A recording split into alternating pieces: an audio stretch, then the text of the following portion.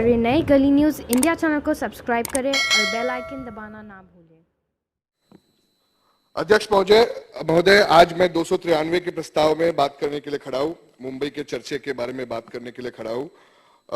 मैं शुरुआत करना चाहूंगा, मेरे काफी कलीग्स ने एनए टैक्स के बारे में बात किया है।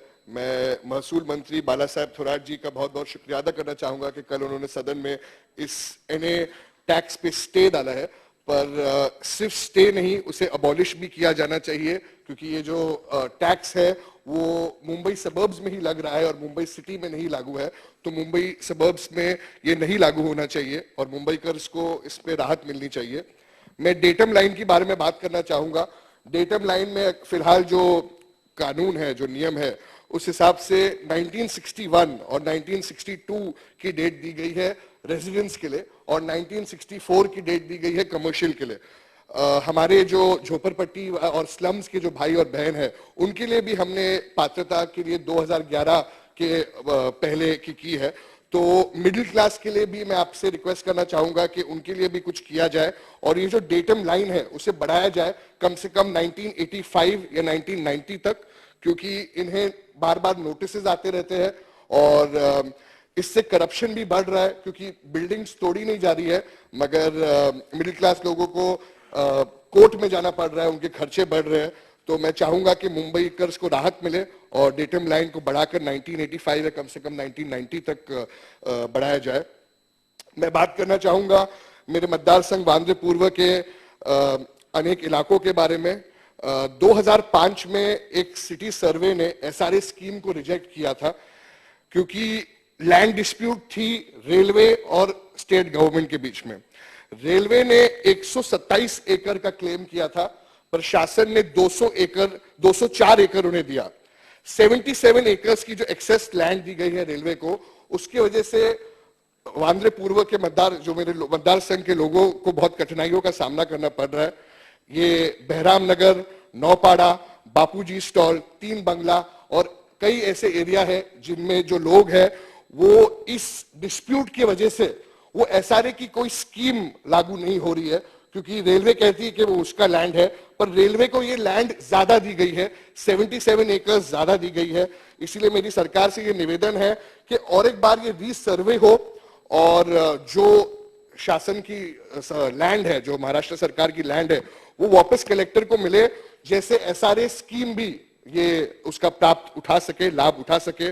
वैसे ही सेंट्रल जो रेलवे नौपाड़ा में है, उसकी वजह से कई दिक्कतें नौपाड़ा के रहवासियों को सामना करना पड़ रहा है। बांद्रा ईस्ट और बांद्रा वेस्ट की जो एग्जिट है वो भी बंद किया गया है। मैं बात करना चाहूंगा गवर्नमेंट कॉलोनी की। जब भी मैं सदन में आता हूं तो हमारे जो सरकारी भाई और बहन है मुझे कहते हैं कि आप गवर्नमेंट कॉलोनी का मुद्दा उठा रहे हो, और मैं हमेशा उठाता भी हूं। 1956 में गवर्नमेंट कॉलोनी का निर्माण हुआ था मेरे बांद्रा पूर्व मतदार संघ में। 95 एकर्स में पूरी कॉलोनी बसी हुई है।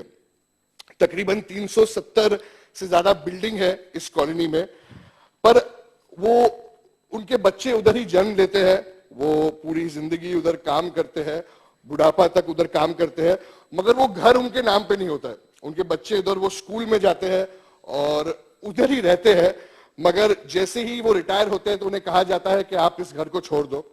तो उन्हें बहुत दिक्कत होती है इसकी वजह से।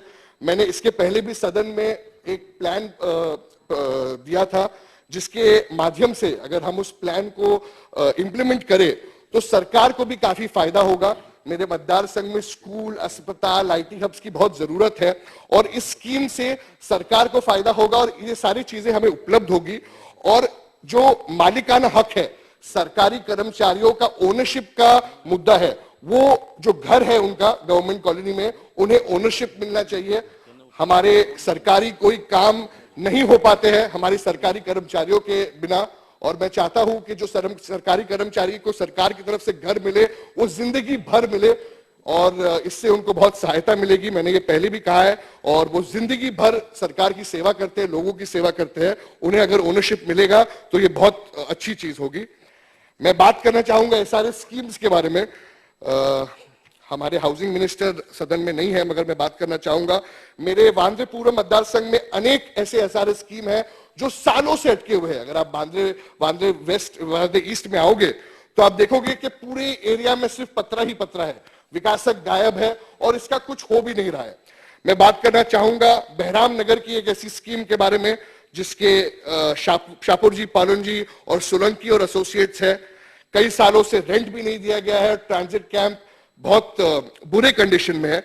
मैं बात करना चाहूंगा संजय नगर की, जिसमें डेवलपर का नाम मनिहार है, 240 टेनेंट उधर अटके हुए हैं। विजय नगर की, जिसमें आरएनए डेवलपर्स की वजह से 8 साल से 80 टेनेंट रुके हुए हैं। महाराष्ट्र नगर और अंबेडकर नगर की एसआरए स्कीम की, जिसके तकरीबन 650 टेनेंट 8 साल से रुके हुए हैं ट्रांस डेवलपर्स की वजह से। मैं रिक्वेस्ट करना चाहूंगा हमारे मिनिस्टर से कि एक स्पेशल मीटिंग वो अरेंज करे सीईओ के साथ, एसआरए के साथ, मेरे मतदार संघ वांद्रे पूर्व को लेकर, और इन सब एसआरए स्कीम्स का एक व्हाइट पेपर रिलीज करे, जिसके वजह से बहुत लोगों को प्रॉब्लम्स हो रही है और उनके घर सालों से अटके हुए हैं और रेंट नहीं मिल रहे। मैं एक ऐसे एसआरए स्कीम के बारे में बात करना चाहूंगा जो मैं सदन में बार बार उठाया हूं। मुझे लगता है कि मंत्री महोदय और आप थक गए हो सुन के, मगर मैं बोल के थका नहीं हूं, क्योंकि इसका कोई एक्शन नहीं होता है। मैं बात करना चाह रहा हूं गोलीबार स्कीम के बारे में। शिवालिक डेवलपर्स, पता नहीं कि क्यों इस सदन में जब भी शिवालिक बिल्डर का नाम लिया जाता है तो मुझे कोई जवाब नहीं मिलता है।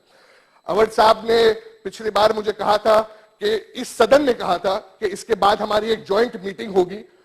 आज 2.5 साल हो गए हैं मगर कोई मीटिंग नहीं हुई है। कोई जब सीईओ के साथ में बैठता हूं तो विकासक आता नहीं है। तो कौन इसे बचा रहा है, कौन इस डेवलपर को बचा रहा है? क्योंकि वो चुनाव के पहले चेक्स बांटता है, तो वो क्यों नहीं डर रहा है शासन से? कौन उसे प्रोटेक्ट कर रहा है? शिवालिक वेंचर्स की अगर मैं बात करूं तो मैं फिर से कहूंगा कि मेरे विधान क्षेत्र वांद्रे ईस्ट में 16 साल से यह प्रोजेक्ट रखा हुआ है सर। 16 साल से 2006 में यह शुरू हुआ था। इस कंपनी ने 27,000 झोपड़ियों का पुनर्वसन करने की जिम्मेदारी ली थी 2006 में। शिवालिक वेंचर्स प्राइवेट लिमिटेड ने उस जगह की 4,300 झोपड़ी तुड़वाई गई। पिछले कई वर्षों से झोपड़पट्टी वासियों को भाड़ा भी नहीं मिला है, घर भी नहीं मिला है। उसके बाद 2019 में स्टेप बाय स्टेप उन्होंने 1900 घर दिए। फिर भी अभी तक पिछले साल से 2004 से लोगों को घर नहीं मिले और 5 साल से भाड़े भी नहीं मिले। अध्यक्ष महोदय, इन परिवार को भाड़े नहीं मिलने की वजह से ये भूखे पेट सो रहे हैं। ये रोज आजाद मैदान में प्रदर्शन करते हैं। विधान भवन के बाहर भी आए थे, मैं और हाउसिंग मिनिस्टर साहब उनसे मिले। उन्होंने उनको भी आश्वासन दिया। मैंने हमारे गार्डियन मिनिस्टर आदित्य ठाकरे जी से भी इसके बात की। उन्होंने कहा उनसे कि नहीं, हमारी जरूर मीटिंग होगी, 1 हफ्ते में मीटिंग होगी, 2 हफ्ते में मीटिंग होगी, बट सालों बीत गए, आज तक कोई इसमें मीटिंग हुई नहीं है। सर, मैं एक ही व्यक्ता हूं हमारी पार्टी से बोलने के लिए। मुझे और समय है, मुझे और भी मुद्दे हैं। झोपड़पट्टी वासियों का पुनर्वसन न होने के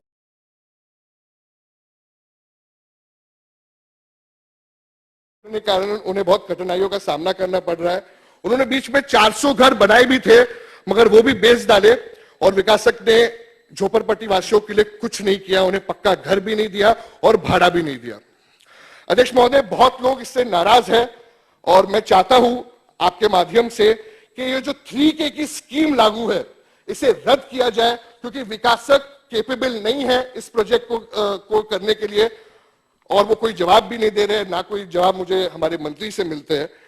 विकासक ये प्रोजेक्ट नहीं कर पा रहे हैं, बिना टाइम फ्रेम से वादे दे रहे हैं और बेचारे नागरिक को सिर्फ मोर्चा लेने के अलावा और कोई उपाय नहीं है। मैं रिक्वेस्ट करना चाहूंगा कि एक व्हाइट पेपर शिवालिक वेंचर्स का भी निकले गोलीबार के इशू के रिलेटेड। मेरे मतदार संघ के स्कूल्स के बारे में मैं बात करना चाहूंगा अध्यक्ष महोदय। काफी बीएमसी स्कूल जो है, हमारी नगर विकास मंत्री जी भी इधर है। स्कूल्स की जो व्यवस्था है वो बहुत खराब है। आदित्य ठाकरे जी का एक सपना था कि पूरे मुंबई में सीबीएसई स्कूल्स बीएमसी होए, मगर वांद्रे पूर्व में ऐसा अभी तक कुछ दिखने को नहीं मिला है। मैं उम्मीद करता हूं कि वांद्रे पूर्व के भी स्कूल्स की व्यवस्था अच्छी हो, उसमें भी सीबीएसई और अलग अलग बोर्ड्स होए और हमारे भी बच्चे पढ़े।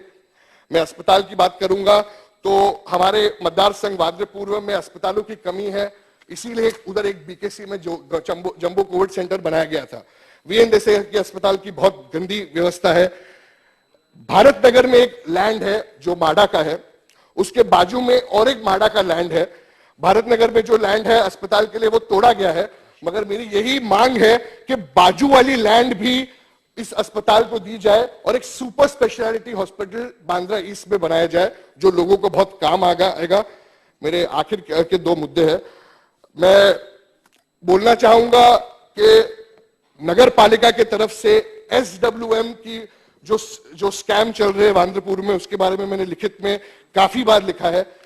पूरे बांद्रपुर में हर बार सिर्फ गंदगी की चर्चा होती है। मुंबई की बात कर रहा हूं तो मैं इसीलिए मैं इसको टॉपिक को ब्रिंग अप कर रहा हूं कि गंदगी की बात होती है। मेरे मतदार संघ में हर दूसरे इंसान की यही कंप्लेन है कि गंदगी के बारे में, और हर 1000 लोगों के ऊपर एक सफाई कर्मचारी होना चाहिए, मगर मेरे मतदार संघ में मुझे कभी भी कोई सफाई कर्मचारी दिखा नहीं है। तो इस पे कार्रवाई होनी चाहिए कि सफाई कर्मचारी क्यों नहीं है, क्यों नाला ओवरफ्लो हो रहे हैं, क्यों सब जगह गंदगी है। इस पे कठिन से कठिन कठोर कार्रवाई होनी चाहिए। और मैं रिक्वेस्ट करूंगा कि जो SRA की स्कीम्स है उसके लिए मुझे जवाब दिया जाए।